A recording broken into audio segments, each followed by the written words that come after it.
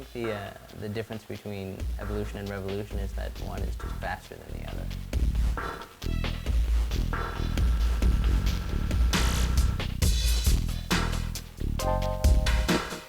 One day I was coming into work and I was upstairs at the Monk Center walking into the building, and there was this formal reception going on where they were discussing internet accountability, and everyone was wearing suits and, you know, fancy clothing, and they're eating little appetizers and chatting with each other about it.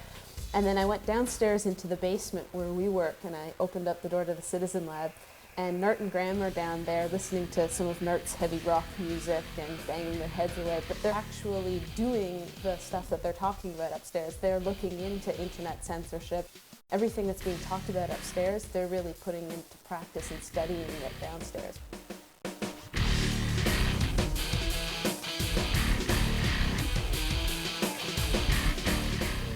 Countries around the world, citizens are denied access to specific websites that are blocked for some reason, usually because they're politically against the government in power. You can surf through another computer in another country as if it was your own computer.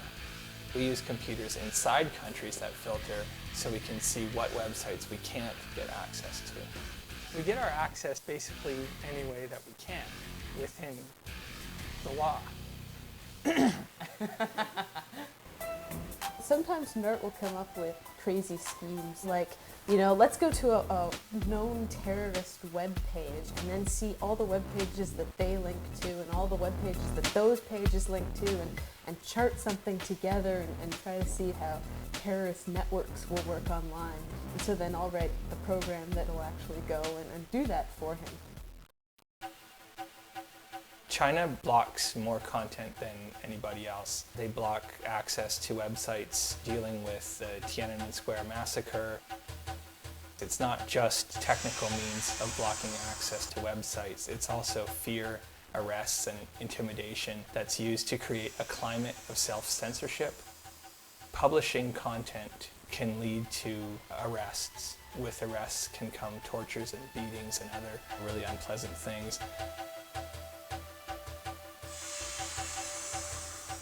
It's one of the worst cases of internet censorship that there is, so it's an obvious target for us as researchers to try to figure out exactly what's going on.